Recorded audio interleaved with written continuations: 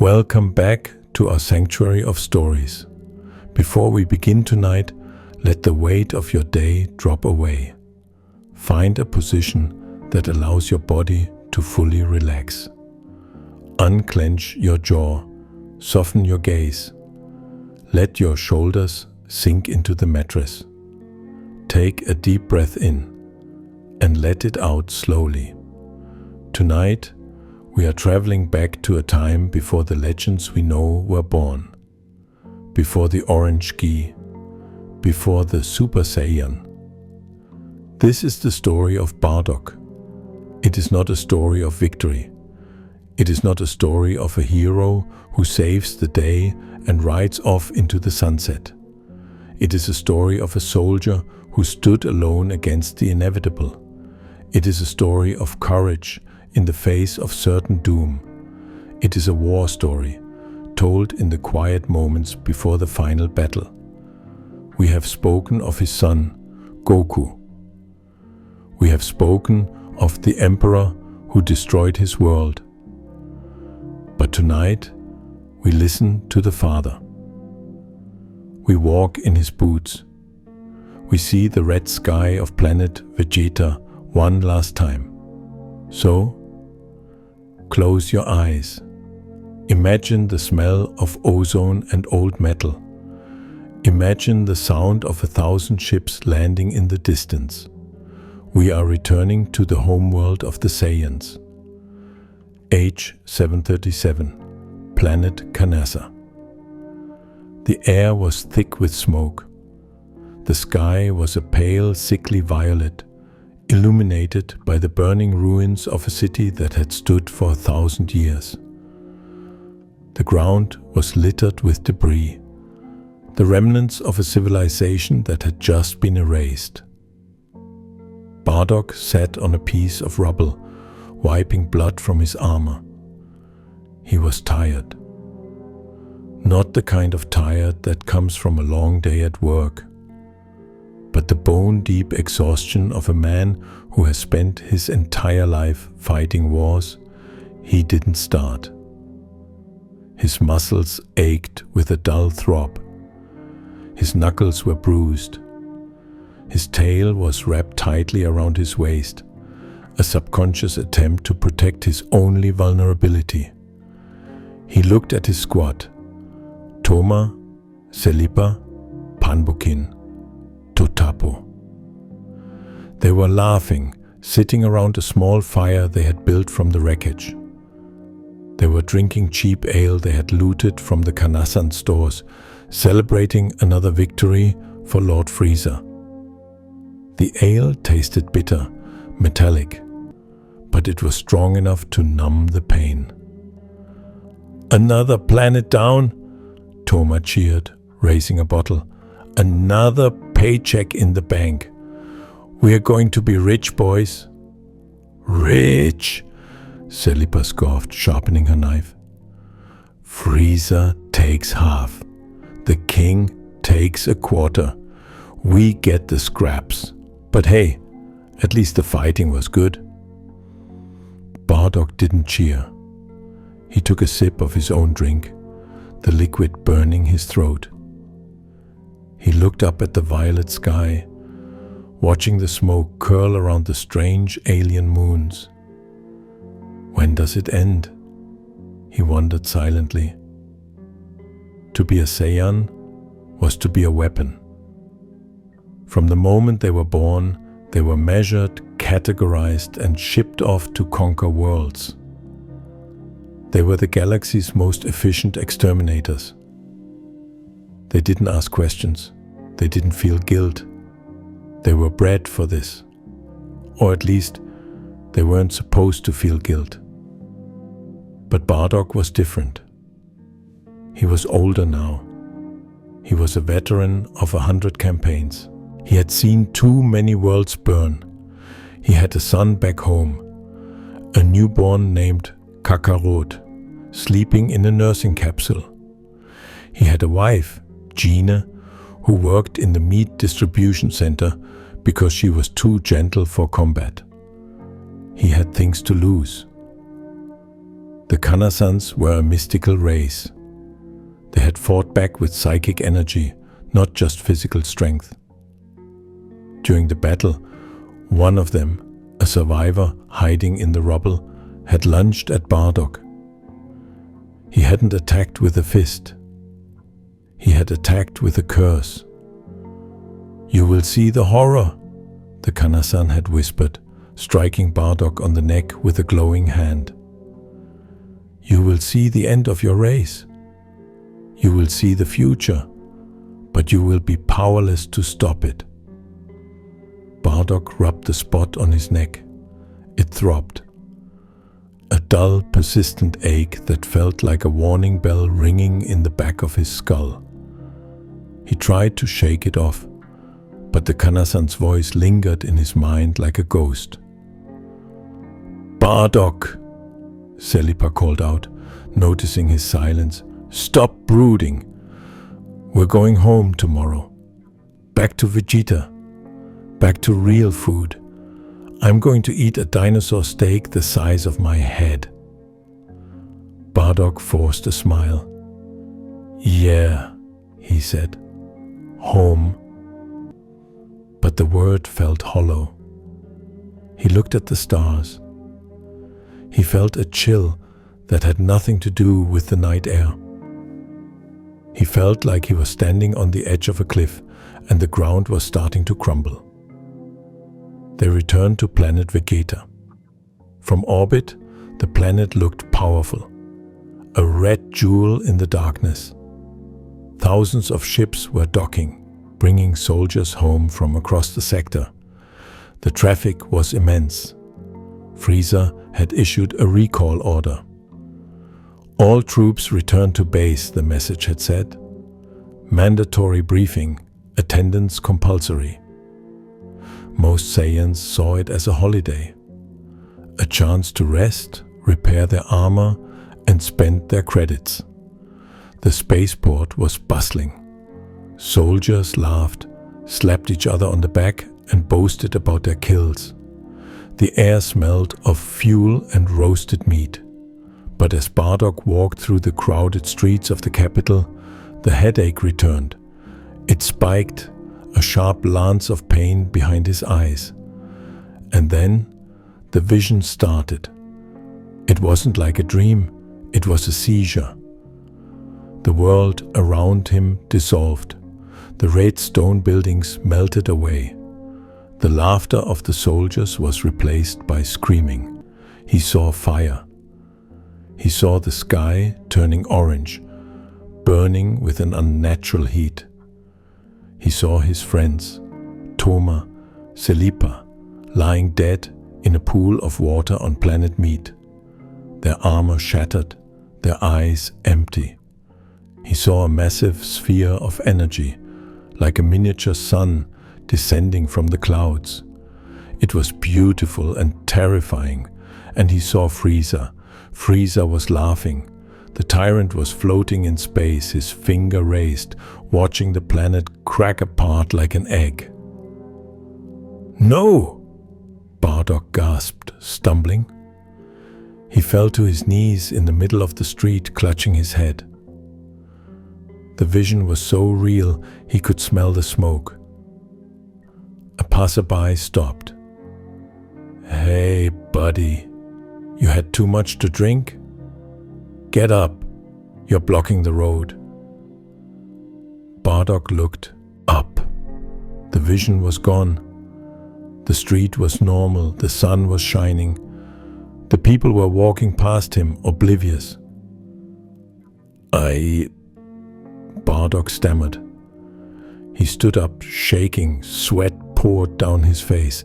"I need to get home." He ran. He didn't walk. He ran past the bars. He ran past the weapon shops. He ran to the outskirts of the city, where the lower-class warriors lived in simple caves carved into the rock. He burst into his home. It was quiet.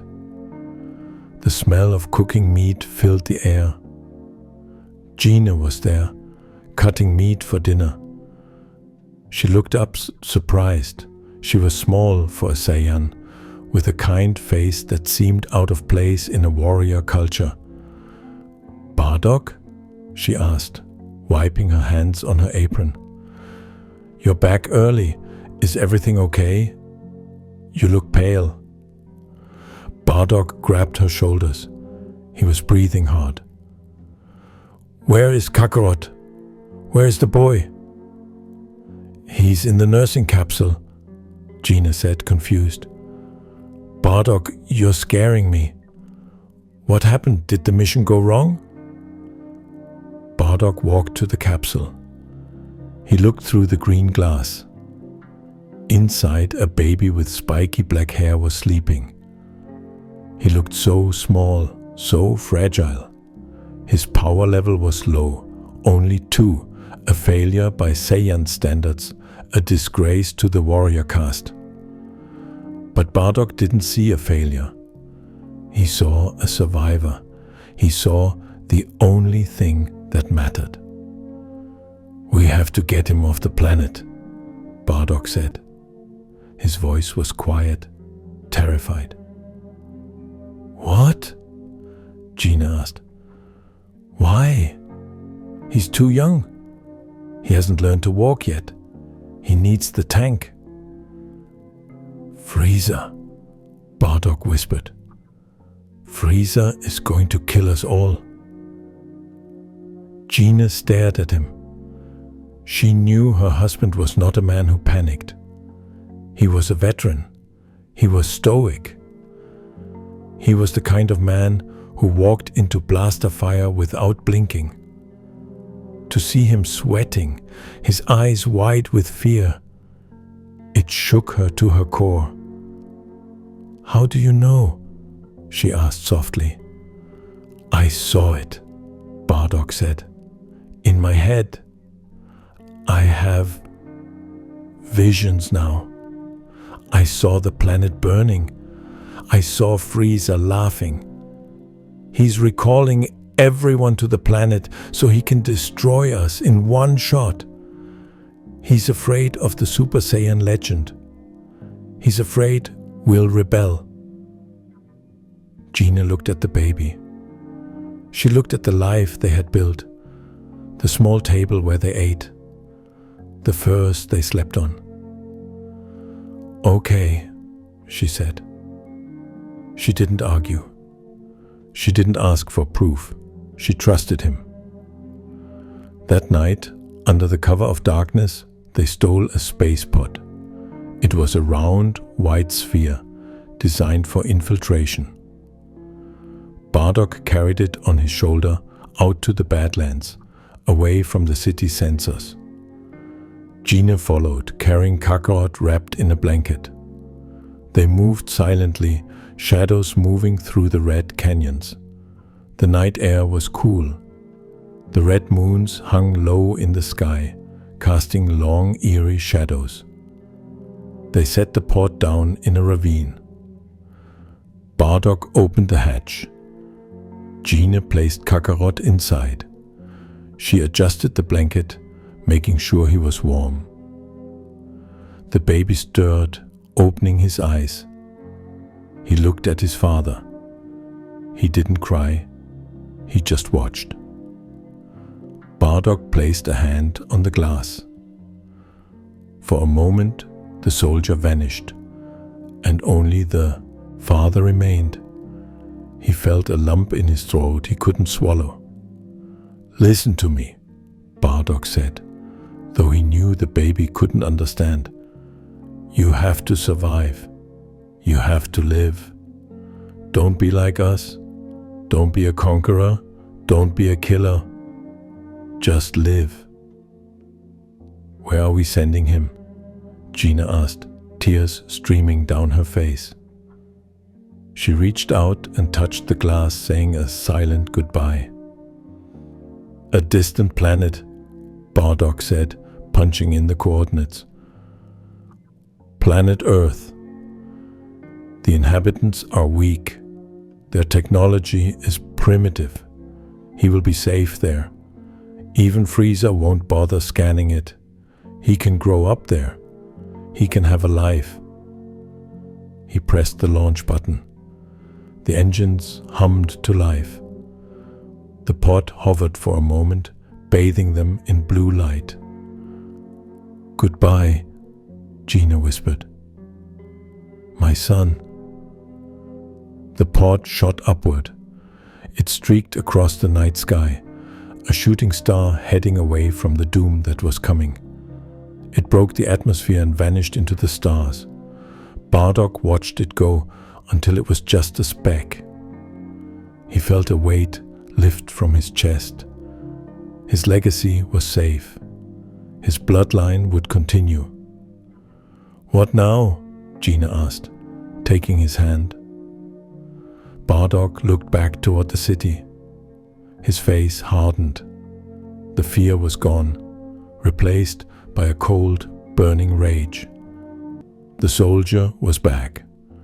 "Now," Bardock said, strapping his red headband around his forehead, "I go to change the future."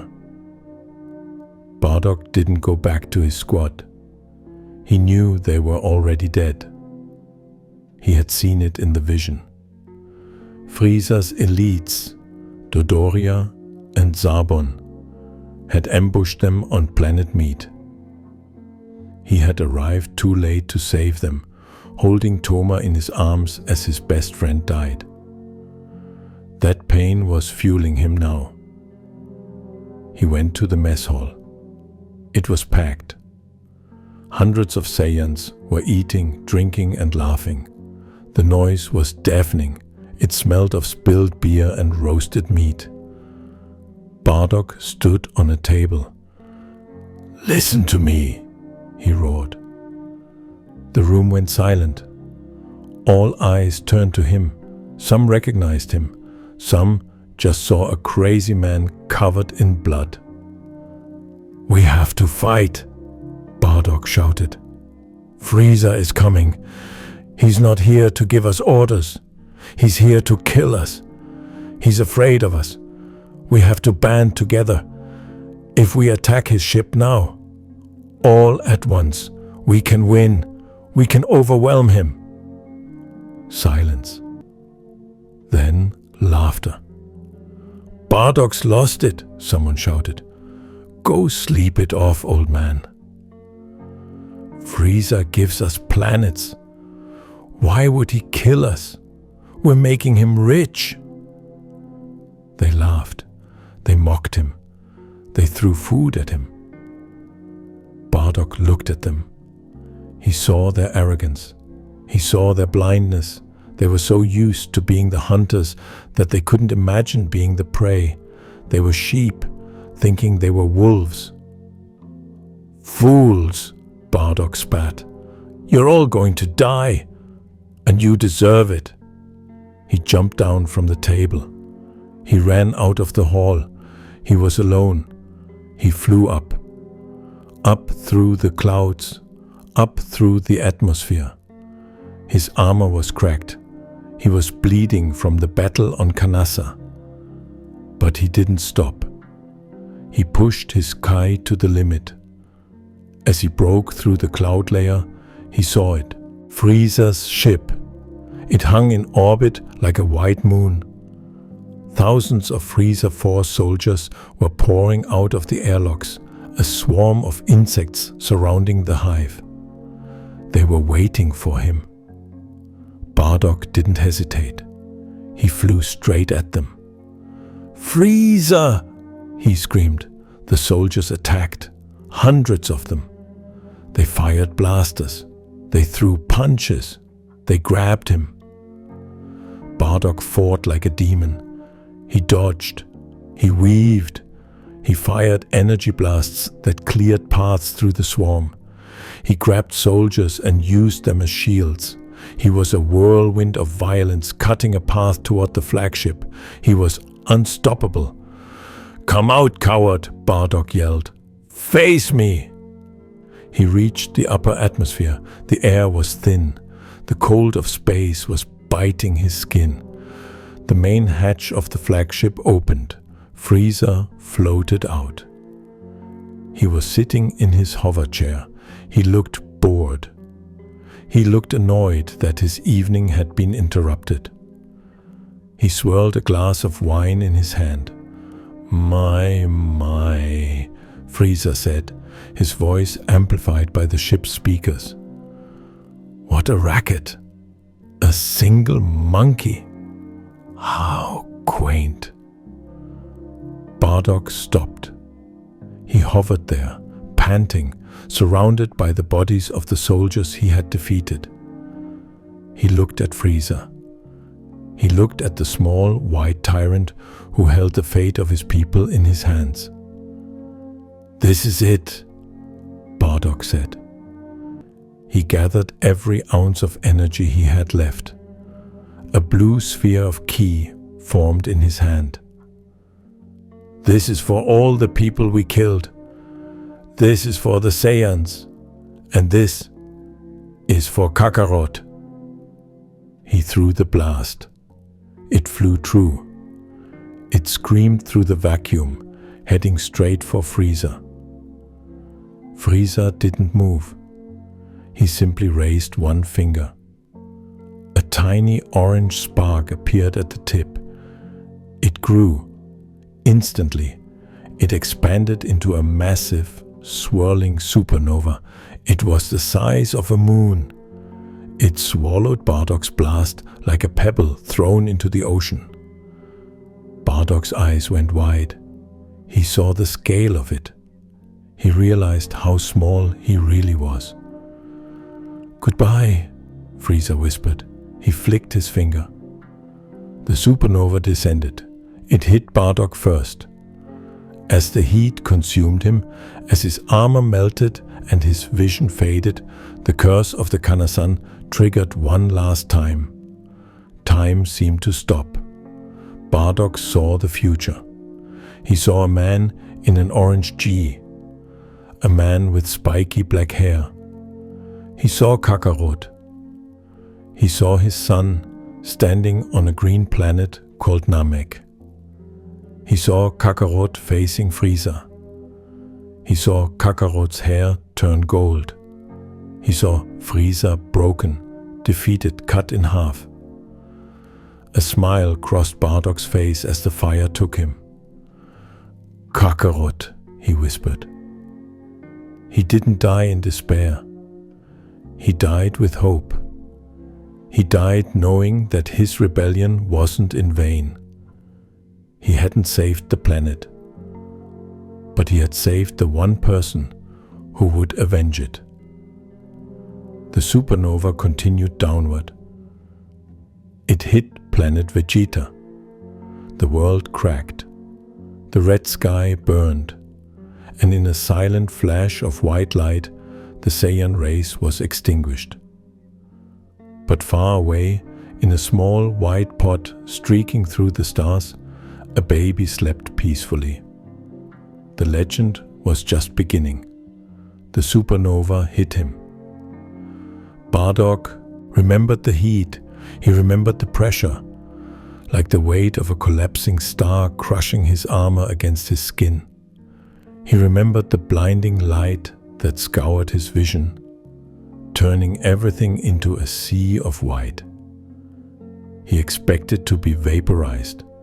He expected to become dust. And then, nothing. No pain, no sound, no Frieza laughing, no explosions. He was falling. He wasn't falling through space. He wasn't falling through the atmosphere. He was falling through something thick and viscous like oil. Colors swirled around him, violent violets, deep indigos, flashes of time that looked like static on a screen. He felt his body being pulled, stretched, and compressed. It was a sensation of motion without movement, a distortion of reality itself. He saw glimpses of things he didn't understand. Stars moving in reverse, planets unforming, nebulas spinning backward. He thought he was dead. So this is hell, he thought, his mind sluggish. It's quieter than I expected. Less fire. But then The sensation changed. The falling stopped. The pressure returned, but it wasn't the crushing weight of energy. It was gravity. Familiar, heavy gravity. He hit something hard. The impact knocked the wind out of him. He rolled, his armor scraping against stone. He gasped, his lungs filling with air that tasted sweet and thin. He lay there for a long time. He didn't open his eyes. He was afraid that if he did, he would see the fires of the afterlife. He lay still, listening to his own heartbeat.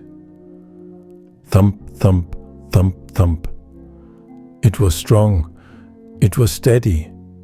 It was the rhythm of life. Dead men don't have heartbeats. Slowly, painfully, Bardock opened his eyes. He wasn't in a fire. He wasn't in a void. He was looking up at a sky. But it wasn't the red sky of Planet Vegeta, and it wasn't the black sky of space. It was purple. A soft, pastel purple streaked with clouds that looked like spun sugar. Two suns hung in the distance, casting a gentle dual-toned light over the landscape. It was beautiful in a way that made his head hurt. Bardock sat up. His head spun. He clutched his temple, the headache from the Kanasan curse flaring up and then fading away into a dull throb. He looked around. He was in a forest. But the trees were strange. They were tall and bulbous, with leaves that looked like giant feathers swaying in a breeze he couldn't feel. The grass was a pale mint green. The air smelled of unfamiliar pollen and damp earth. "Where?" Bardock rasped. His voice sounded raw, like he had been screaming for days. He looked down at his hands. They were covered in soot and dried blood, but they were intact. He touched his face. The scar on his cheek was still there. His armor was battered, the chest plate cracked, but he was whole. He was alive. He stood up. His legs wobbled. He felt heavy, as if the gravity was slightly different than what he was used to. Stronger than Earth, but weaker than Vegeta. He walked to the edge of the clearing. He looked out over the horizon. It was familiar. The shape of the mountains, the way the wind carved through the canyons. It looked like Planet Vegeta, but it was wrong. It was cleaner, wilder. There were no cities, no spaceports, no smokestacks choking the air. There were no scouters beeping. "Am I back?" he whispered. "Did I survive?" He checked his scouter.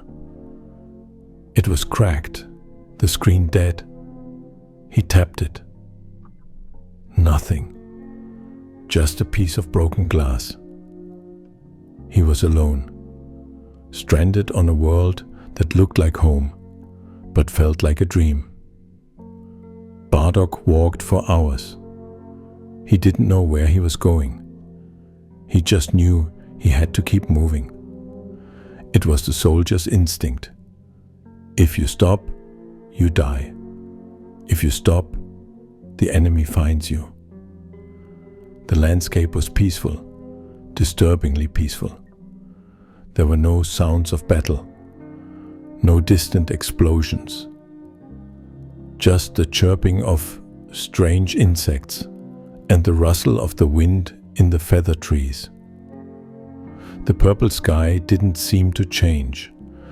It hung in an eternal twilight. Eventually, the exhaustion caught up with him.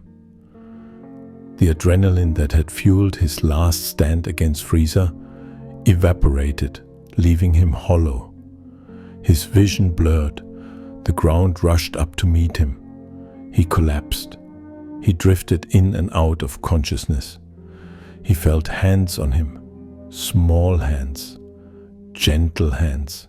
He tried to fight them off, thinking they were Frieza's soldiers, thinking they were coming to finish him, but his limbs wouldn't obey. "Easy," a voice said. It wasn't a harsh, guttural Saiyan voice.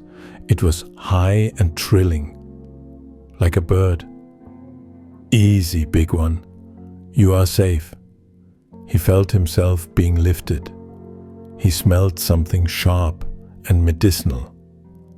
And then darkness took him again. When he woke up, he was wet. He panicked. He thrashed, thinking he was drowning, thinking he was back in the Bardock tank on Kanasa. "Calm down," the voice said. Bardock opened his eyes. He was floating in a tank. It wasn't the high-tech medical machines of the Frieza Force. It was a glass container filled with a greenish bubbling liquid. It smelled of herbs and roots. He looked through the glass. Standing on the other side were two creatures. They were small. They had large, bulbous heads with big, round eyes. They wore simple tunics. They looked soft, weak, defenseless. One was older, with wrinkles around his eyes. The other was a child.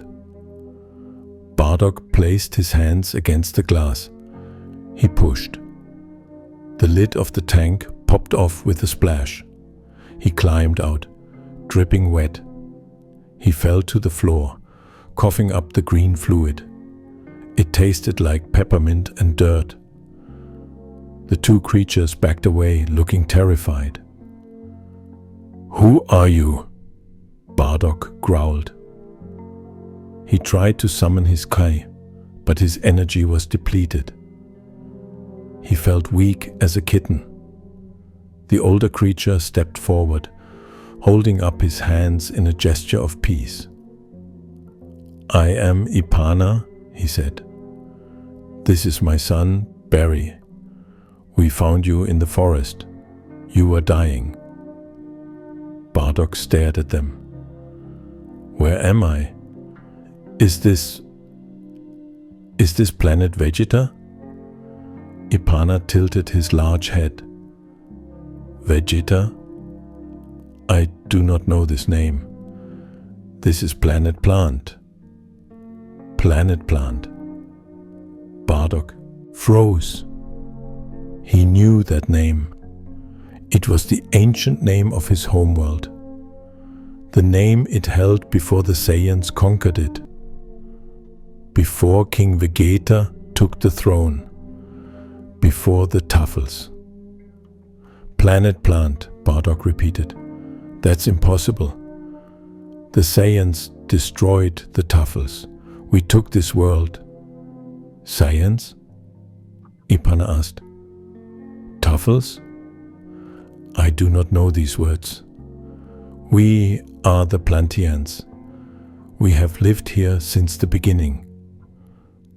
Bardock looked around the room. It was a simple cave dwelling carved into the rock. There was no technology, no computers, no blasters. Just clay pots and dried herbs hanging from the ceiling. He realized the truth. It hit him harder than Frieza's supernova. He hadn't just traveled through space. He had traveled through time. The explosion, the wormhole, the Kanasan curse.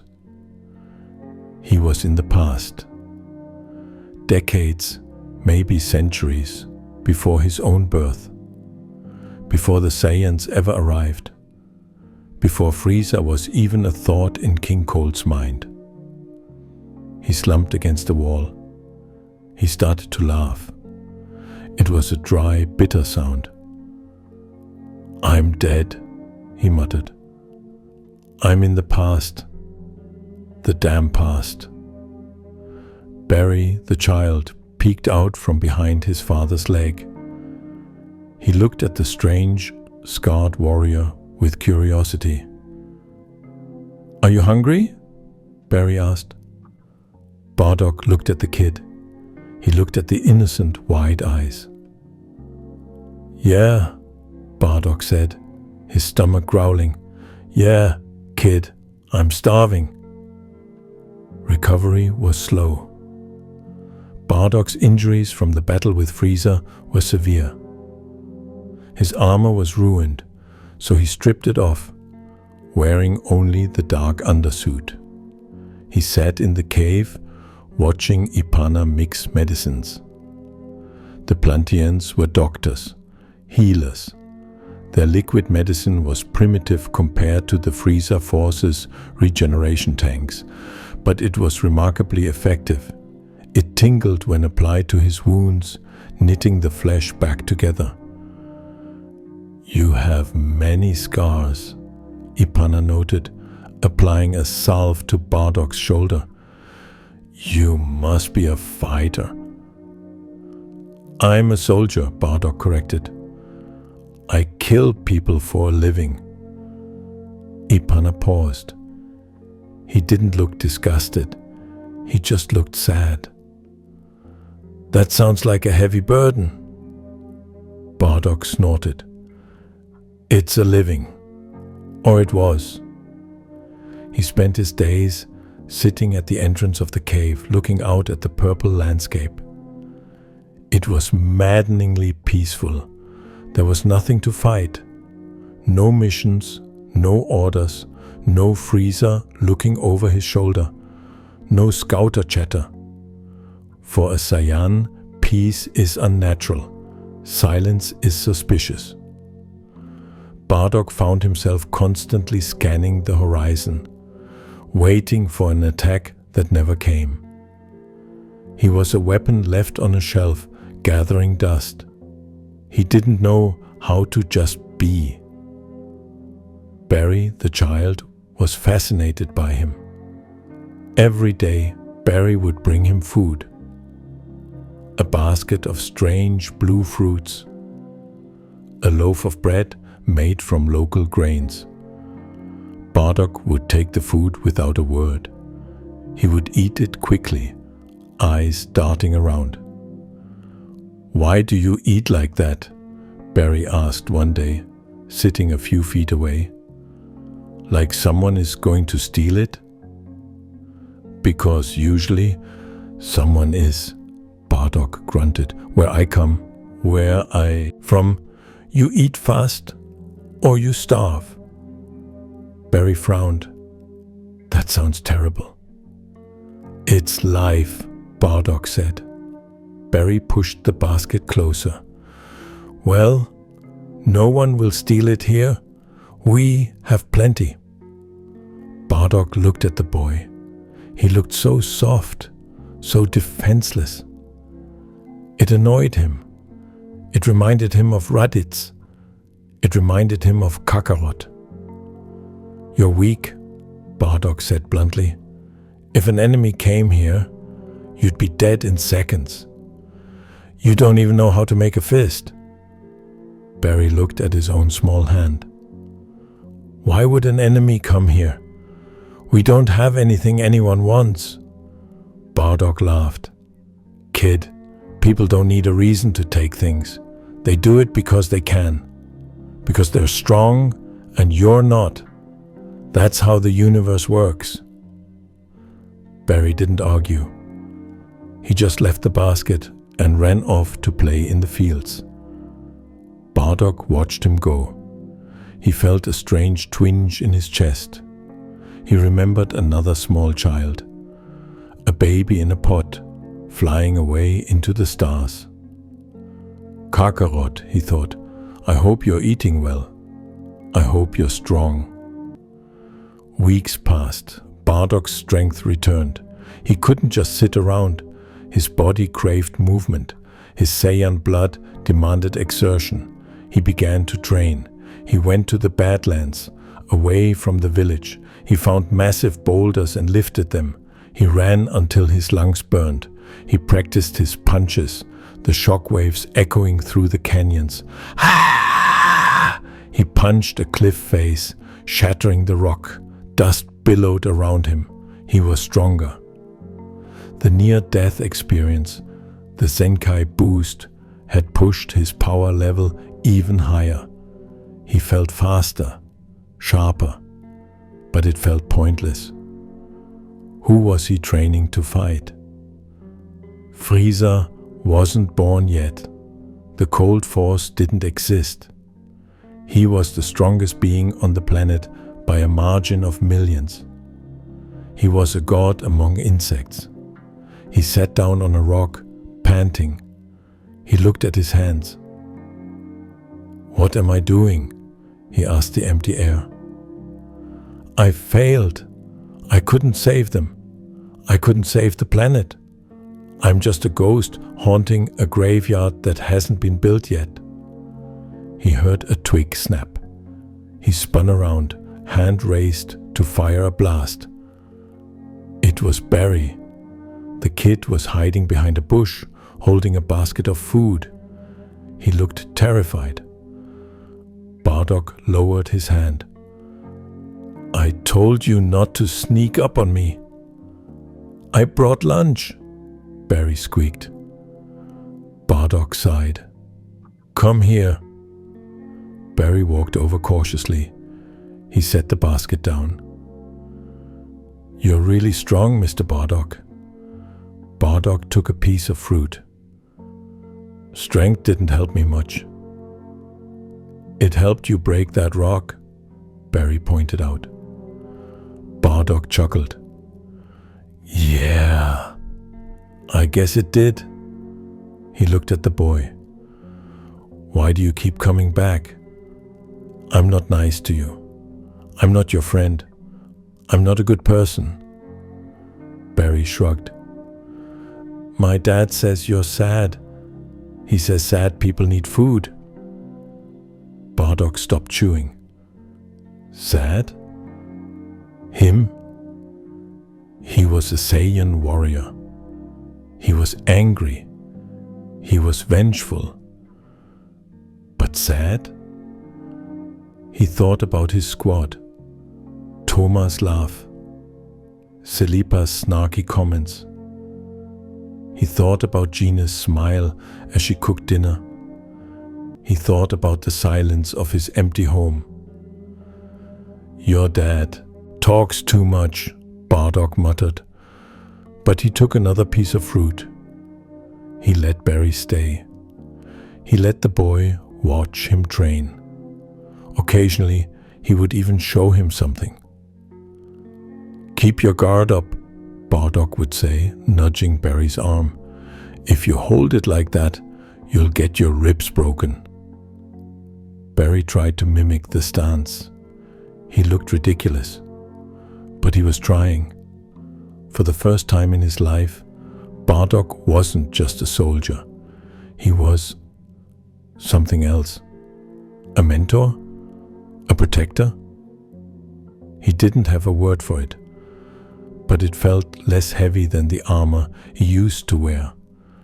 The peace, as Bardock predicted, was an illusion.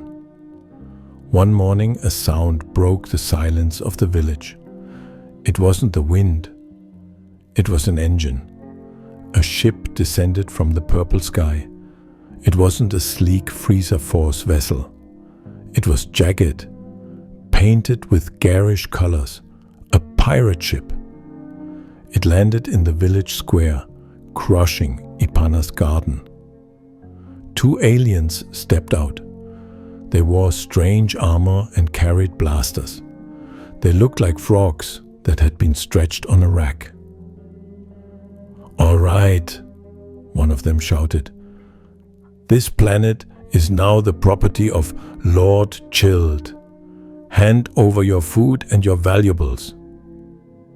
The Plantians gathered, trembling. They didn't fight.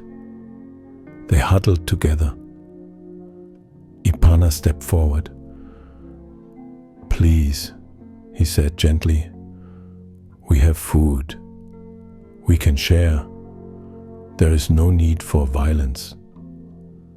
The pirate laughed. "Share? We don't want to share, old man. We want it all." The pirate raised his blaster. He aimed it at Ipana. "And maybe we'll take this planet for a base. Seems cozy." Barry screamed, "Leave my dad alone!" The boy ran forward. He threw a rock. It bounced harmlessly off the pirate's armor. The pirate looked at Barry. He grinned. "Brave little bug. Let's see how you squish." He pointed the blaster at Barry. Boom! The pirate didn't fire. He flew backward. He flew backward because a boot had just slammed into his face at Mach speed. Bardock stood in front of Barry. He was wearing his old armor, cleaned, repaired, but still bearing the cracks of his past battles. His red headband fluttered in the wind. He looked at the pirates. He cracked his knuckles. "You picked the wrong planet, trash," Bardock growled. The pirates scrambled up. "Who are you? A Saiyan? Here?" "I'm the guy who's going to bury you," Bardock said. He moved. It wasn't a fight. It was a massacre. He didn't use energy blasts. He used his hands. He broke the first pirate's arm. He kicked the second pirate through the hull of their ship. He moved with a brutality that the Plantians had never seen. Within 10 seconds, the pirates were unconscious, piled in a heap. Bardock stood over them, breathing steadily. He looked back at Barry. "I told you," Bardock said. "People take things because they can, unless you stop them." The village erupted in cheers. They surrounded him. They thanked him. "Bardock, you saved us. You are our hero." Bardock felt uncomfortable. He wasn't a hero. He was just a guy who liked to hit things. But as he looked at Barry, who was looking up at him with hero worship in his eyes, Bardock felt a strange sense of satisfaction. He hadn't saved Planet Vegeta. He hadn't saved his squad. But he had saved this kid. "Don't get used to it," Bardock grumbled, walking away. "I'm just earning my keep." But he didn't leave the village. He stayed. He sat by the cave entrance, watching the sky. He knew this wasn't over. These pirates were just scouts. They mentioned a name, Lord Chilled. Bardock felt a chill run down his spine. The name sounded familiar. It sounded like cold. It sounded like freezer. He looked at his hand. He clenched it into a fist. "If they come back," Bardock whispered to the purple sky, "I'll be ready." The awakening was over. The soldier had found a new war. But this time, he wasn't fighting for a paycheck. He wasn't fighting for a king. He was fighting for a friend. Time on Planet Plant moved differently than Bardock was used to. On Planet Vegeta, time was measured in missions, in conquests, in the time it took to travel from one war zone to another. Life was a countdown to the next battle. Here, time was measured in seasons, in the growth of the feather trees, in the daily visits of a small, bulbous-headed child. Bardock had lived in the cave for months now. He had established a routine. It was a rhythm he never thought he would find, let alone enjoy. He woke up with the first sun, the purple light filtering through the cave entrance. He stretched, feeling his muscles pop. He trained in the Badlands until the second sun rose, pushing his body against the gravity until he was slick with sweat. Then he ate. He ate the food Barry brought him. Strange blue fruits that tasted like honey and rain. Bread made from grain that had never known a chemical fertilizer. He sat by the cave entrance and watched the sky. He watched the clouds drift by, looking like spun sugar. It was a simple life, a boring life by Saiyan standards. But Bardock found that he didn't hate it. The constant gnawing anxiety of the freezer force, the fear of failure, the fear of execution, the fear of being replaced, was gone. The silence wasn't threatening anymore. It was just silence. He was beginning to understand what Gina had wanted. Why she had been so content cutting meat in the distribution center instead of fighting on the front lines. Why she had smiled when she held Kakarot. There was a dignity in peace. There was a strength in simply existing without destroying. One afternoon, Barry arrived with something new.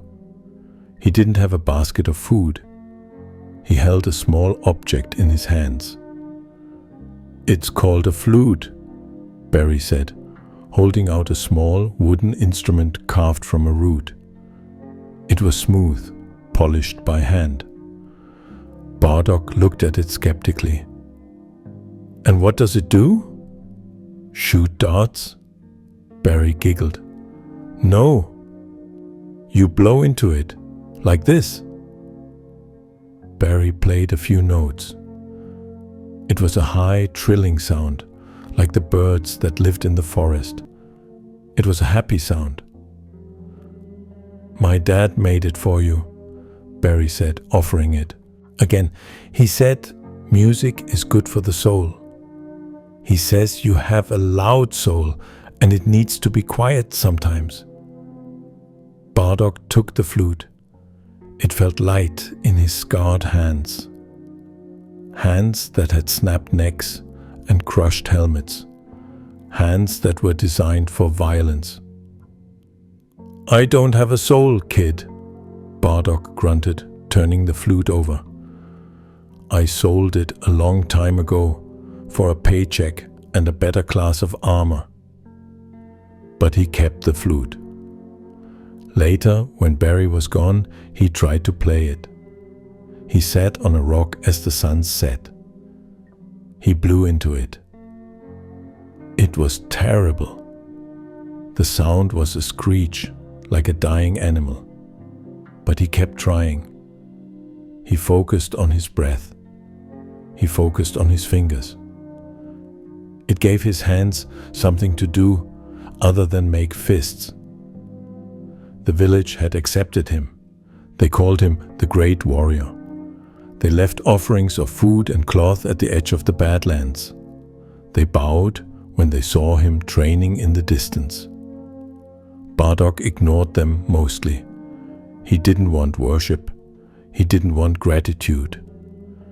He wanted to be left alone. He felt like an imposter in their paradise. But he couldn't ignore Barry. The boy was persistent. He was annoying. He was endearing. He was the only person Bardock had ever met who wasn't afraid of him. One day, while Bardock was meditating on a rock, something he had picked up to clear his mind of the static, Barry sat next to him. The boy swung his legs, humming a tune. "Why do you fight?" Barry asked suddenly. Bardock opened one eye. "To survive." "But there's nothing here to fight," Barry said, looking around at the peaceful valley. "The pirates are gone. The animals are nice. Why do you still train?" There's always something to fight, Bardock said, closing his eye again. If it's not pirates, it's Frieza. If it's not Frieza, it's someone else. The universe is full of people who want to take what isn't theirs. Peace is just the time between wars. My dad says fighting only makes more fighting, Barry said. He says if you hit someone, they just hit you back harder. Bardock sighed. He sat up. Your dad is a nice guy, Barry, but he's naive. Violence is the only language some people understand. You can't talk a meteor out of hitting a planet. You can't ask a tyrant nicely to stop killing. Sometimes you have to hit back so hard they can't get up. Barry thought about this. He looked at his small hands. So, you fight to stop the bad things? I fight because it's what I am, Bardock said. It's all I know. I'm a Saiyan. We fight. I think you fight to protect us, Barry said, smiling. It was a knowing smile. Bardock looked away. Don't get sentimental, kid. It makes you weak. Attachments get you killed. But deep down, he knew the kid was right. He wasn't training just to kill time anymore. He was training because he knew, with a soldier's intuition, that the peace wouldn't last. He felt a prickle on the back of his neck. And when the storm broke, he wanted to be the wall that stood between this village and the darkness he wanted to make. Sure, Barry could keep playing his flute. It started with a drop in temperature. The purple sky seemed to dim, as if a cloud had passed over the suns.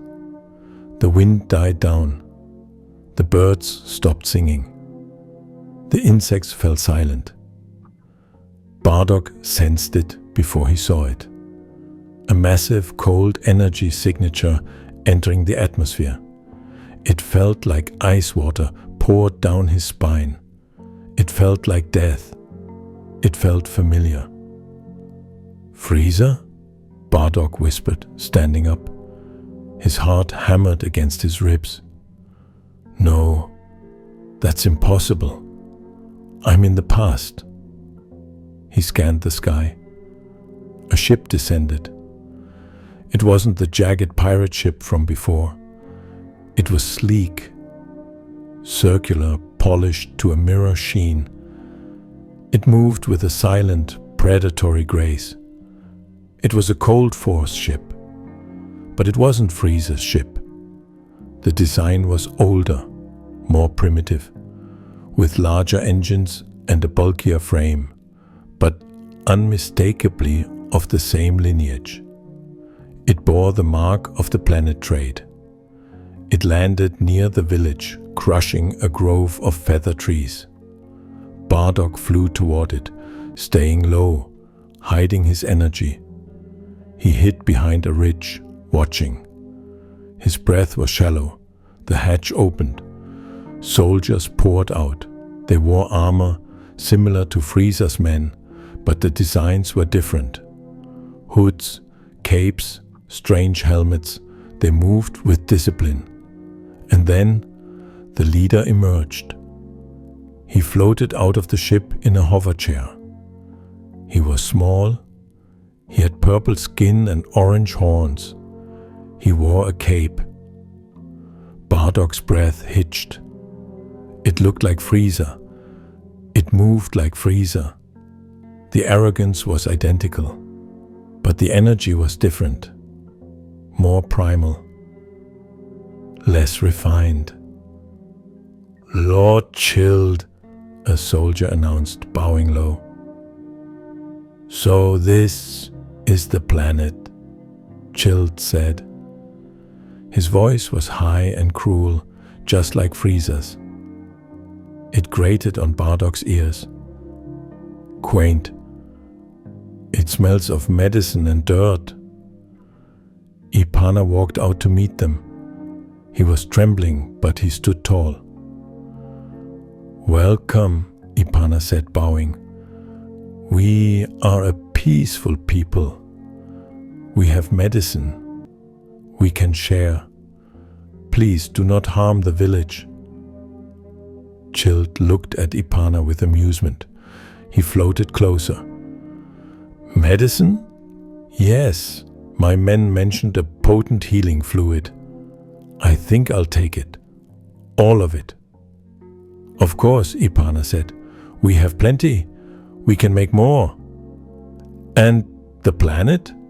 Chilled added casually, looking around at the mountains. "I like the view. I think I'll turn this into a resort, or maybe a training ground. The gravity is pleasant." "But we live here," Ipana stammered. "This is our home." "Not for long," Chilled smiled. He raised a finger. A death beam. It pierced Ipana's shoulder. The healer fell, screaming. Barry ran out of his house crying, "Dad!" Bardock watched from the ridge. His blood boiled. The image of Frieza destroying Vegeta flashed in his mind. The image of Toma dying in his arms. The image of Kakarot flying away. It was happening again. The strong crushing the weak. The cycle repeating itself. The universe refusing to let anyone be happy. "Not this time," Bardock growled. "Not while I'm breathing." He launched himself over the ridge. Bardock landed in the village square. The impact cracked the ground. Dust swirled around his boots.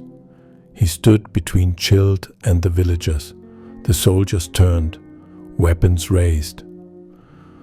"Unknown life form detected." Chilled looked at him. He looked bored. "And who is this? Another bug? You look sturdier than the others." Bardock stood up straight. He adjusted his red headband, tightening it until it hurt. He glared at Chilled with a hatred that had traveled across time. "I'm the one who's going to kill you," Bardock said. Chilled laughed. It was a mocking, high-pitched sound. "Kill me? Do you know who I am? I am the strongest being in the universe. I am a space pirate. I am Lord Chilled." "I don't care who you are," Bardock said. "Get off this planet." He charged. Bardock moved faster than the soldiers could track. He plowed through them like a bowling ball through pins. He didn't waste energy on them. He wanted the leader. He wanted to cut the head off the snake. He reached Chilled. He threw a punch. Chilled caught it. He caught it with one hand without leaving his chair. He didn't even flinch. Bardock's eyes widened. "Is that it?" Chilled asked. He squeezed Bardock's fist. Bardock grunted in pain. He felt his bones grinding together. Chilled kicked him. It was a casual flick of the foot, but it sent Bardock flying through a building. Bardock crashed into the stone wall. He slumped to the ground, coughing up blood. He was strong. He had gotten stronger from the near-death experience, but Chilled was on another level. He was a mutant, a prodigy, just like Frieza. His power was suffocating. "Pathetic," Chilled said, floating closer. "Is this the planet's defender? A dirty monkey. You disappoint me." Bardock struggled to stand. His legs shook. He wiped the blood from his mouth. "I'm not done." He fired an energy blast. Chilled slapped it away like it was a fly. Chill descended from his chair. He walked over to Bardock. He stepped on Bardock's chest, pinning him to the ground. "You have spirit," Chill said. "I'll give you that. But spirit doesn't stop energy beams. Spirit doesn't save you." He pressed down, crushing Bardock's ribs. Bardock screamed. Barry ran forward. "Stop it! Leave him alone." Chilled looked at the child. He smiled. It was the smile of a monster who enjoyed his work. "Or what?" Chilled asked. He raised his hand. He aimed at Barry. "No!" Bardock shouted, trying to lift Chilled's foot. "Don't touch him! He's just a kid!" Chilled fired. The blast hit Barry. The boy flew backward, landing in a heap. He didn't move. Bardock froze. He looked at Barry. He looked at the small, broken body. The boy who had brought him food. The boy who had played the flute. The boy who had believed in him when he didn't believe in himself. Something inside Bardock snapped. It wasn't the cold, calculating rage of a soldier. It was something hotter, something brighter. It was the rage of a father. He remembered his squad lying dead. He remembered Frieza laughing. He remembered Kakarot flying away. He remembered Barry falling. "You?" Bardock whispered. The ground began to shake. Pebbles floated into the air. The sky began to darken, responding to the shift in energy. "You always take everything." Lightning struck the ground. Golden electricity crackled around Bardock's body. Chilled stepped back, confused. "What is this? What are you doing? Why is your power rising?" Bardock's hair flickered. Black, gold, black, gold. His power level skyrocketed. The scouters on the soldiers' faces exploded. "I will change the future!" Bardock screamed. A pillar of golden light erupted from him, blasting Chilled away. It was a beacon. It was a declaration of war against destiny itself. When the light faded, Bardock stood there. His armor was broken. His body was battered. But his hair was gold. His eyes were teal green. A golden aura raged around him like a firestorm. The legend was born. Bardock lay in the rubble of the village square. His chest burned. His ribs were broken. He could taste iron in his mouth. He tried to push himself up, but his arms trembled and gave out. The gravity of the planet, which usually felt light, now felt crushing. He looked up at Chilled. The pirate lord was floating a few feet off the ground, his arms crossed, a cruel smirk playing on his lips. He hadn't even broken a sweat. He looked immaculate, his purple skin shining in the sunlight. He looked like Frieza. He moved like Frieza. He embodied the same arrogant perfection that had destroyed Bardock's life. "Is that it?"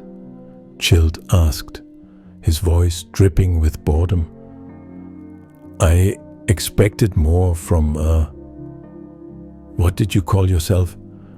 A Saiyan? You break so easily." Bardock grit his teeth. He forced his body to move, ignoring the screaming nerves. "I'm not done," he rasped. "Oh, I think you are," Chilled laughed. He descended. He landed softly next to Bardock. He placed a boot on Bardock's head and pressed down, grinding his face into the dirt. "You see," Chilled lectured, pressing harder, "strength is absolute.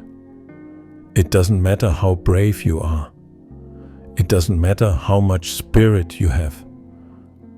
If your power level is lower than mine, you lose. It's math. It's the law of the universe. The strong eat the weak." Bardock couldn't breathe. The pressure was immense. He felt like he was back on Kanasa, overwhelmed by the psychic assault.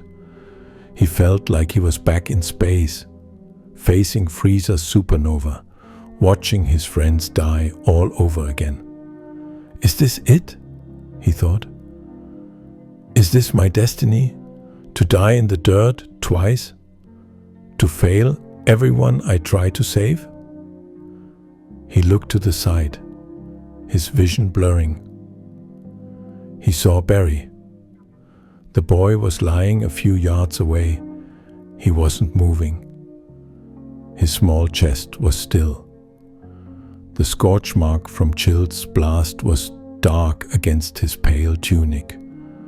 The basket of fruit he had been holding was overturned, the blue berries crushed into the soil. "Barry," Bardock whispered. Chilled followed his gaze. "Ah, the little bug. Don't worry, you'll be joining him soon. I did him a favor, really. The weak suffer in this world."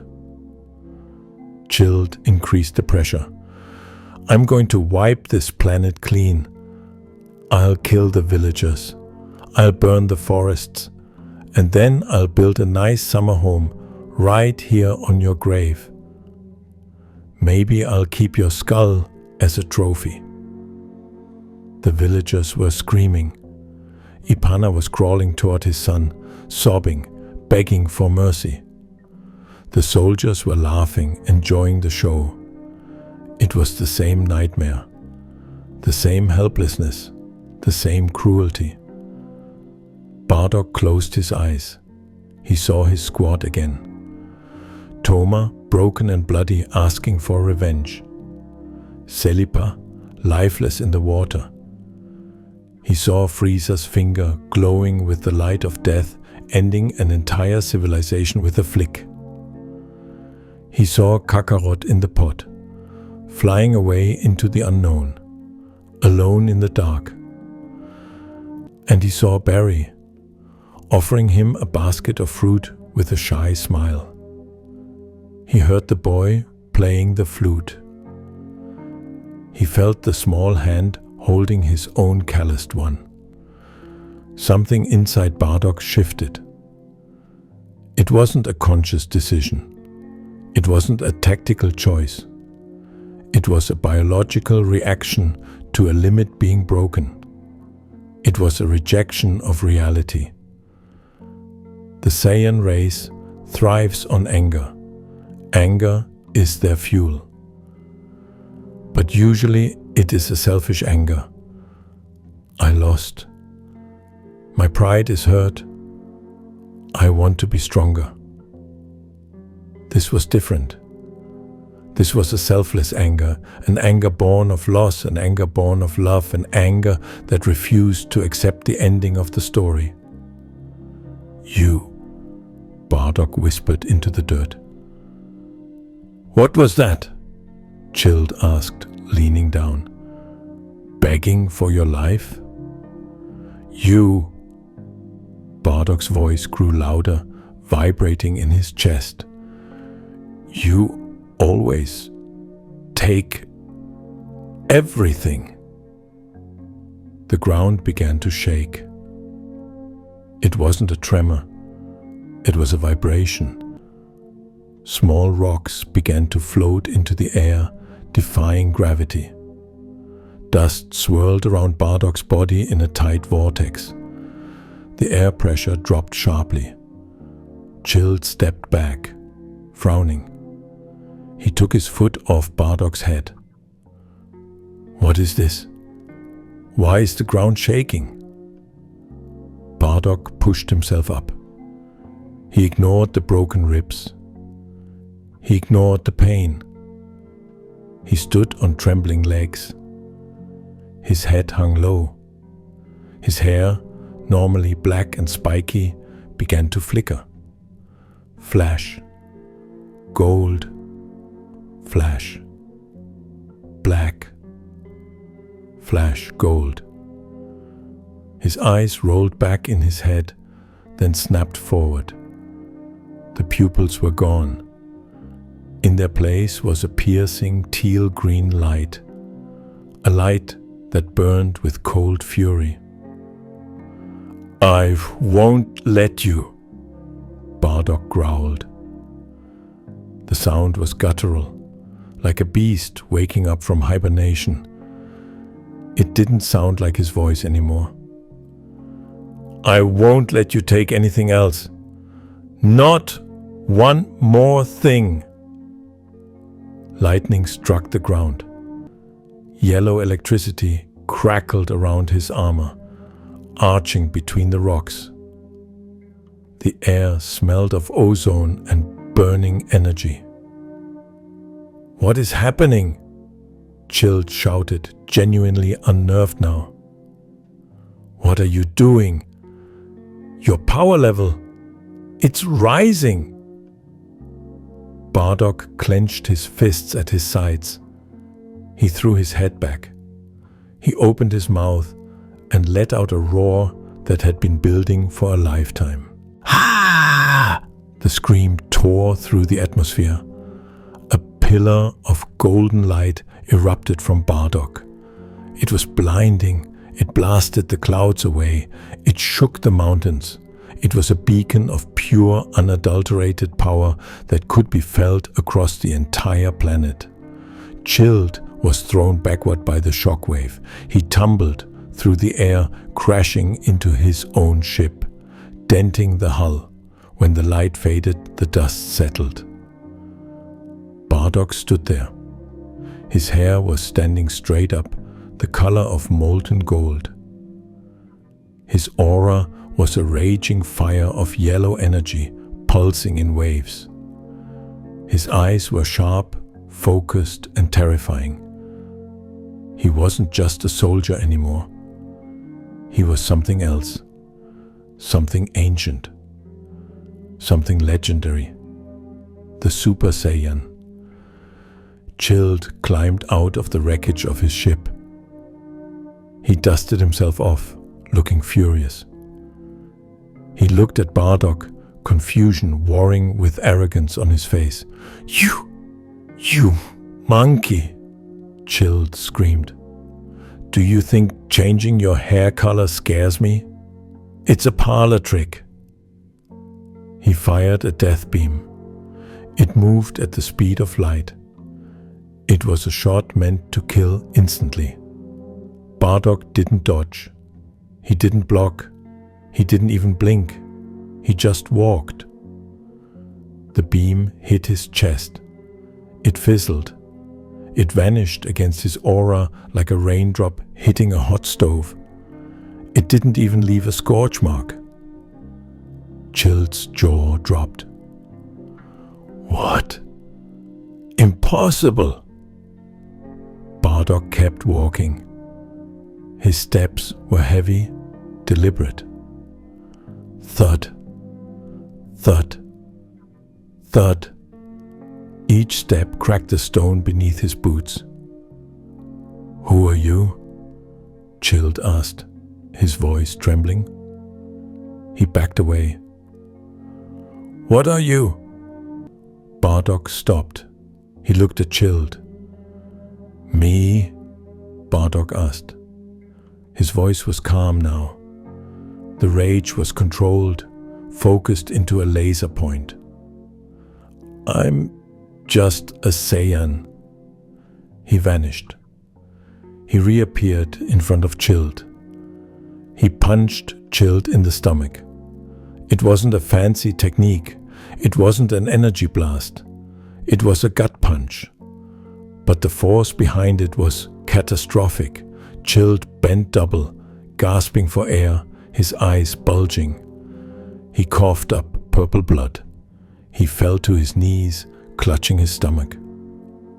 Bardock grabbed, chilled by his horns. He lifted him up until their eyes met. "You like hurting kids?" Bardock asked. "You like destroying homes? Does it make you feel strong?" He headbutted Chilled. The sound of cracking bone echoed through the square. Chilled flew backward, crashing into the ground. He scrambled up, terrified. He had never been hit like that. He had never felt pain like that. He was a prodigy. He was a lord. He wasn't supposed to bleed. "Stay back!" Chilled shrieked. "I am Lord Chilled. I own this sector. I am the strongest." He fired a barrage of energy blasts. Dozens of them. A storm of purple light designed to vaporize an army. Bardock swatted them away, left hand, right hand. He moved with a fluidity he had never possessed before. The Super Saiyan form didn't just increase power, it heightened senses. He could see every movement Chilled made before he made it. He could see the fear in Chilled's heart. He walked through the fire. He reached Chilled. He slapped him. It was a disrespectful, open-handed slap. It sent the pirate lord spinning through the air like a rag doll. "Is this the best you've got?" Bardock asked, standing over him. "I thought you were the strongest in the universe. You're nothing but a bully." Chilled screamed in frustration. He flew up into the sky, retreating to a safe distance. "Fine!" Chilled yelled, his voice cracking. "If I can't beat you, I'll destroy the planet. I'll blow this whole rock to dust. Let's see you survive in space, monkey." He gathered energy in his hand. A massive, swirling ball of orange magma-like ki. It grew larger and larger, casting an ominous shadow over the village. It looked exactly like the attack Frieza would use 1,000 years later. It looked like the supernova. Bardock looked up at it. He remembered the last time he saw an attack like that. He remembered the heat. He remembered dying. But this time, he wasn't afraid. He wasn't alone. "Not again," Bardock said. He cupped his hands at his side. He didn't know the Kamehameha. He didn't know the Gaelic gun. He just knew how to push energy. He knew how to fight back. "This ends now!" He fired a blue beam, the riot javelin. It flew up. It hit Chilled's supernova. The two attacks clashed. Orange against blue, a struggle of wills in the sky. Chilled pushed. "Die, monkey, die! I am a god!" Bardock pushed back. He didn't scream in anger. He thought of his friends. He thought of Gina's gentle smile. He thought of Kakarot safely on Earth. He thought of Barry's laughter. Ah! The golden aura flared. Bardock's beam expanded. It swallowed the supernova. It swallowed the hate. It swallowed Chilled. What are you?" Chilled screamed as the light consumed him. The beam pushed him out of the atmosphere. It pushed him into deep space, and there, against the backdrop of the stars, it exploded. A silent, brilliant flash. Chilled was gone. Bardock stood in the village square. He was panting. The golden light faded slowly, like a sunset. His hair turned black and fell back down. His eyes turned dark again. He fell to his knees. The exhaustion hit him all at once. The transformation had burned through his reserves. His body ached, but it was a good ache. It was the ache of victory. "He did it," Ipana whispered, staring at the sky. "He saved us. The great warrior saved us." The villagers ran out from their hiding places. They cheered, they cried, they hugged each other. But Bardock didn't hear them. He was crawling. He crawled over to Barry. The boy was still lying on the ground. Ipana was already there, applying medicine, his hands shaking. "Is he?" Bardock asked, his voice weak. He reached out a hand, afraid to touch the boy. Barry coughed. His chest rose and fell. His eyes fluttered open. "Bardock?" Barry whispered. "Did you win?" Bardock let out a breath he felt like he had been holding for 1,000 years. The knot in his chest loosened. He smiled, a real, tired smile. "Yeah, kid," Bardock said, ruffling the boy's hair. "We won. He's gone." Barry smiled back, then closed his eyes, falling into a natural sleep. He would recover. He was strong. Bardock sat back on his heels. He looked up at the purple sky. It was peaceful again. The threat was gone. The silence returned, but this time it wasn't suspicious. It was welcome. He had done it. He had changed the future, or at least he had protected the past. He had broken the cycle. He closed his eyes. He felt the sun on his face. He realized then that he was done. His war was over. He didn't need to fight Frieza again. He didn't need to conquer worlds. He had found a place where he belonged. He had found something worth protecting. Far away, in deep space, a broken body floated, chilled. He wasn't dead. Not yet. His race was incredibly durable. He was drifting, frozen, barely clinging to life in the vacuum. His ship's automated recovery drone found him. It dragged him on board. It put him on life support. His soldiers gathered around him, terrified. "Lord Chilled, use the medical machine. You'll survive. We'll get you back to base." Chilled grabbed a soldier's collar. His grip was weak. He gasped for air, his lungs filled with fluid. "Tell my family," Chilled rasped. "Tell them." "Tell them what, sire?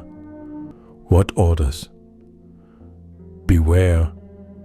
Chilled's eyes went wide with the memory of the golden light. The terror was etched into his soul.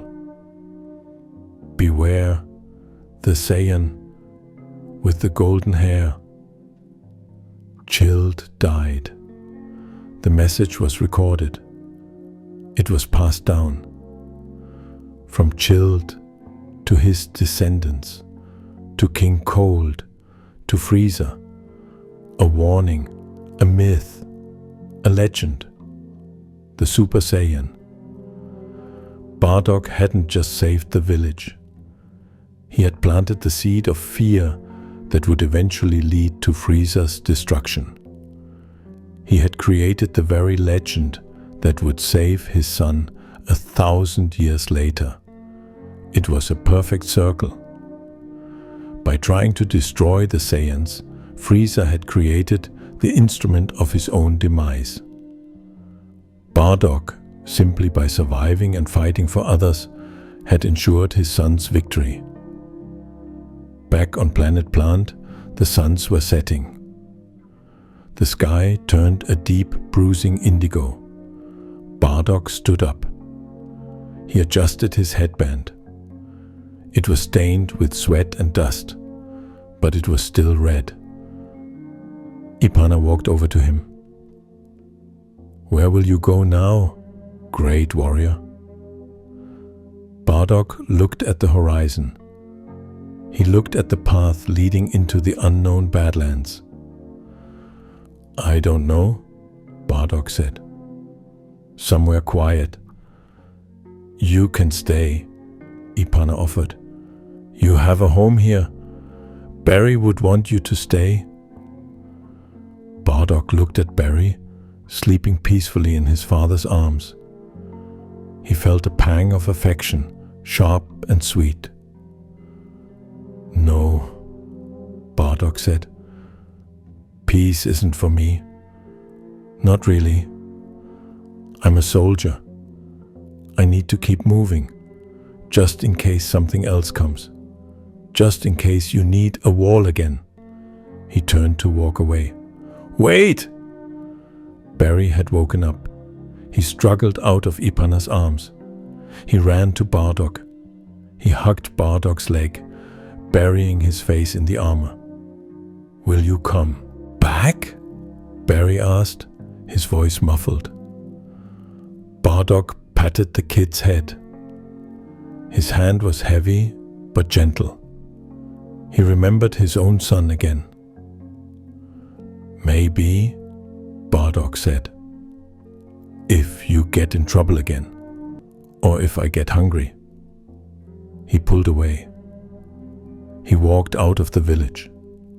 He walked into the twilight. As he walked, he took out the flute Barry had given him. He put it to his lips. He played a note. It wasn't a screech. It was a clear, high tone. He played another and another. It wasn't a song exactly, but it was music. Bardock, the father of Goku, the legend, the first Super Saiyan, walked into the mists of time, playing a song for no one but himself. He was no longer just a father. He was a myth, a ghost story told to tyrants to make them check under their beds, but to himself, he was finally free. Title: Sleep to the Legend of Bardock. Part 5: The Legacy. Word count: approx. 3,200 words. Tone: mythic, spiritual, reflective, peaceful. Chilled died in deep space, drifting in the cold silence of his ship. His body was broken, but his fear was alive. His final words were a warning, frozen on his lips. "Beware the Saiyan with the golden hair." It was a whisper that became a scream. The message traveled through the cold force like a virus. It was recorded in the ship's logs. It was whispered in the barracks of soldiers who had never even seen a Saiyan.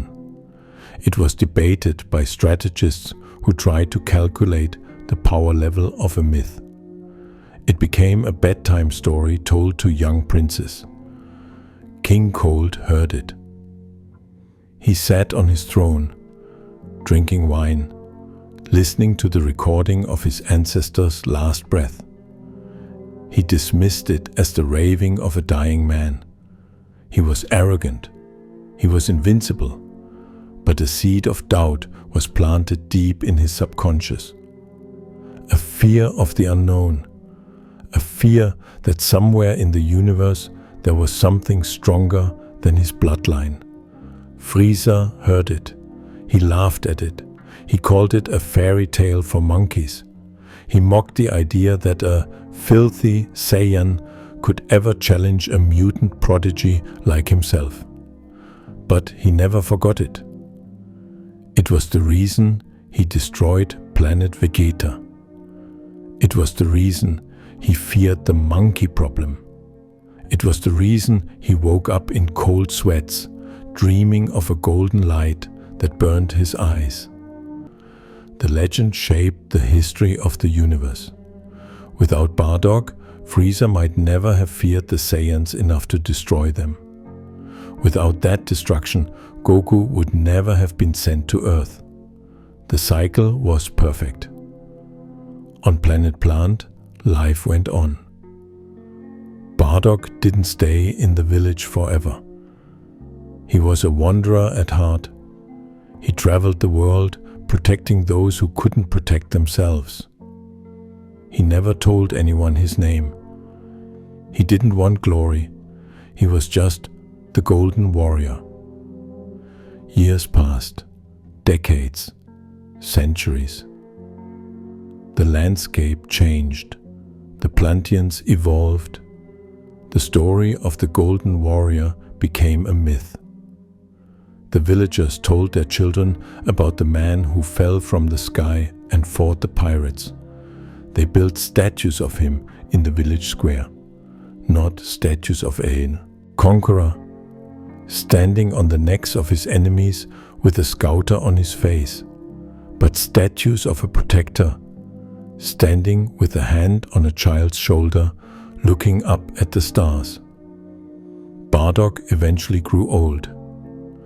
The Saiyan youth lasted a long time, but time catches everyone. His black hair turned gray.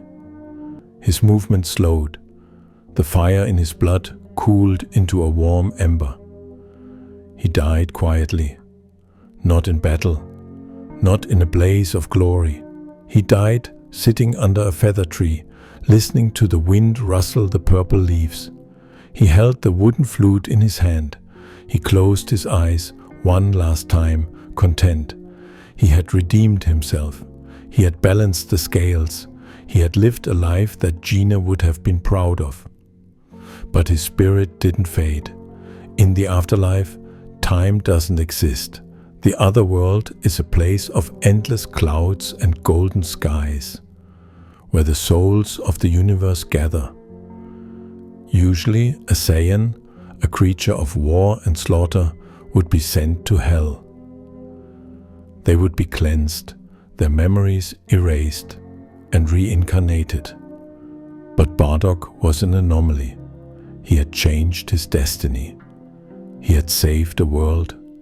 And so, he was granted a privilege. He was allowed to keep his body. He was allowed to watch. Bardock's spirit sat on the edge of Snake Way, looking down through the clouds at the living world. He saw the timeline he had left behind. He saw the future he had died to protect. He saw his son, Kakarot, land on Earth. He saw the boy bump his head and forget his programming. He saw the violence drain out of the child, replaced by curiosity and kindness. He saw Kakarot laughing. "Good," Bardock whispered from the other world. He listened. He's living. He's not a weapon. He watched Kakarot become Goku. He watched him fight the Red Ribbon Army. He watched him fight King Piccolo.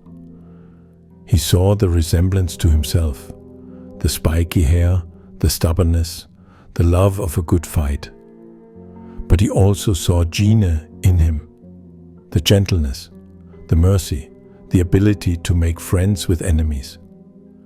Then he saw the tragedy.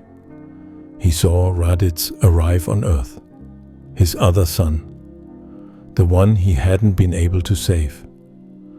Bardock watched with a heavy heart as brothers fought.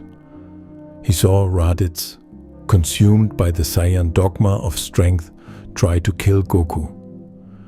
He saw Goku sacrifice his own life to stop his brother.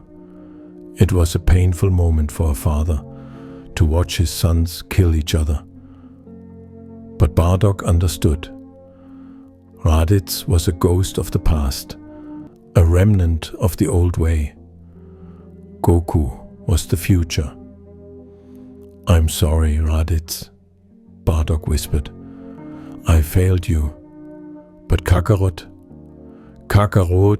is forging a new path." Then came the day on Namek. Bardock watched from the spiritual realm as his son faced Frieza. It was the moment he had seen in his vision on Kanasa.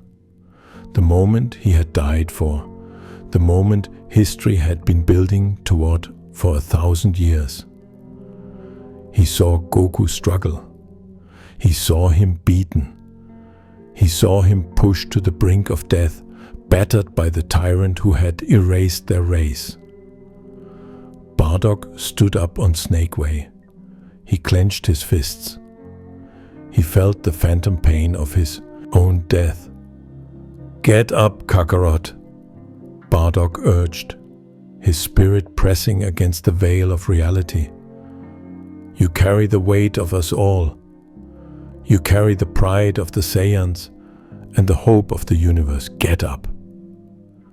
And then he saw it. The rage. The lightning striking the dark Namekian water.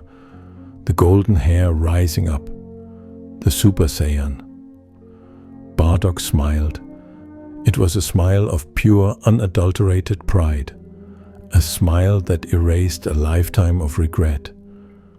The circle was complete.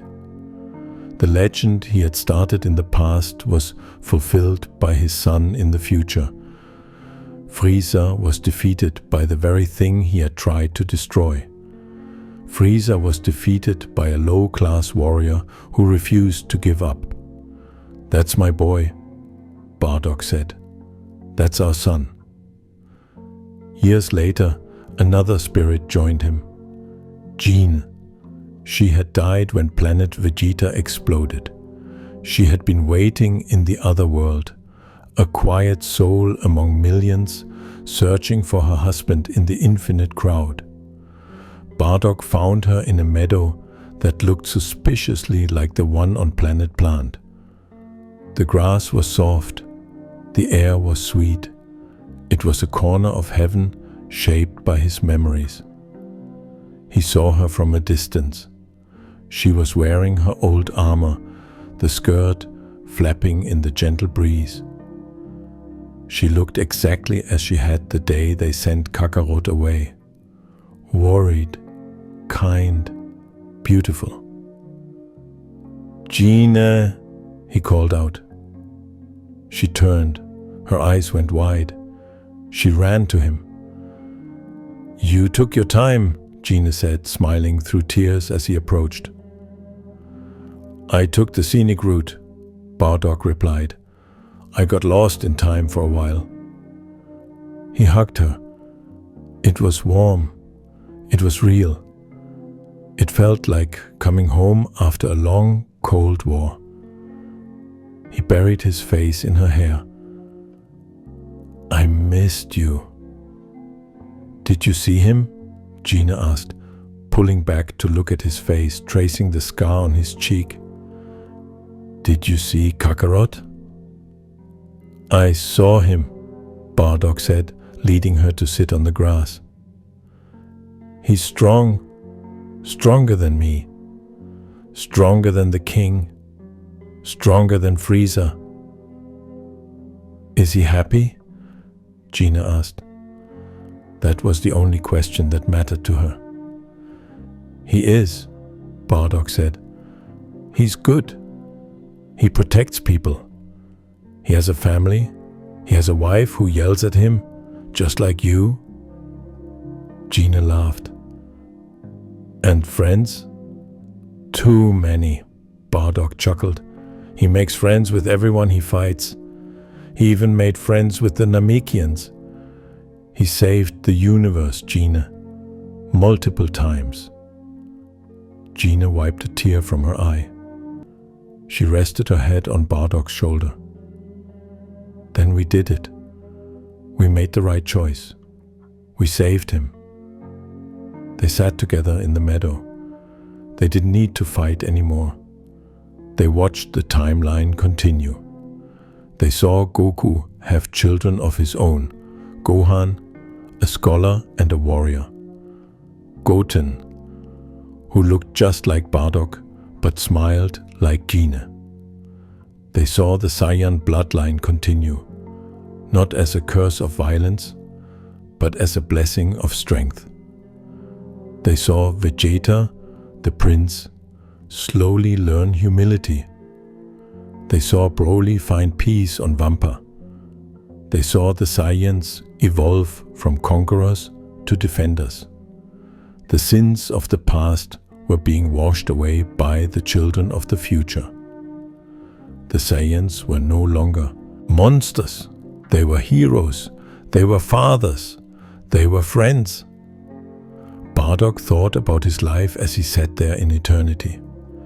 He had been born into a world where strength meant the ability to kill, where power levels were the only metric of worth.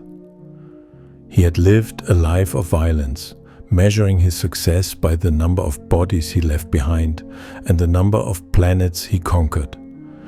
He had believed that might made right, but in the end, that strength hadn't saved him. It hadn't saved his squad. It hadn't saved his planet. The strength that mattered was different. It was the strength to change, the strength to defy destiny, the strength to care for a child who wasn't yours, like he had cared for Barry, the strength to plant a tree in a world you wouldn't live to see. He looked at his hands. The scars were gone in the afterlife. They were clean. They were the hands of a man who had found peace. "I was wrong," Bardock said to the wind. "About what?" Gina asked softly. "About power," Bardock said. "Might doesn't make right. Might just makes noise. Love makes the future." He reached into his belt. He took out the flute Barry had given him. He still had it, even here. It was a part of his soul now, a symbol of the life he chose, not the life he was forced into. He played a tune. It wasn't a screech anymore. It was a clear, high tone. It was the song of the bird on Planet Plant. It was the song of the wind in the canyons. It was the song of peace.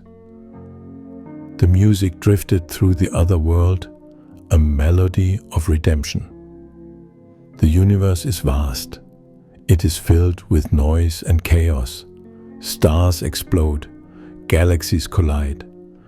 Tyrants rise and fall in an endless cycle of ambition and ruin.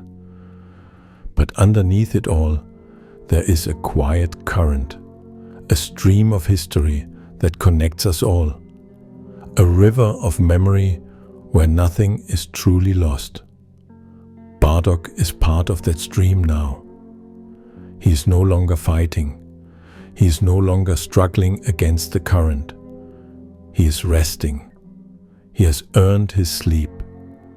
And so have you. You have walked the path with him. You have seen the war and the peace. You have seen the beginning on the red planet and the end in the golden light. You have witnessed the tragedy and the triumph. Now let the story fade. Let the image of the golden warrior dissolve into the darkness behind your eyelids. Let the red headband fade into the night. You are safe. You are protected. The past is written and the future is waiting. But for now, there is only the present. There is only the soft comfort of your bed.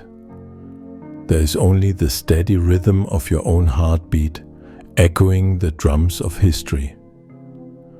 Let go of your worries. Let go of your battles. Put down your armor. The universe will turn without you for a while. You can rest. Sleep, warrior. Sleep,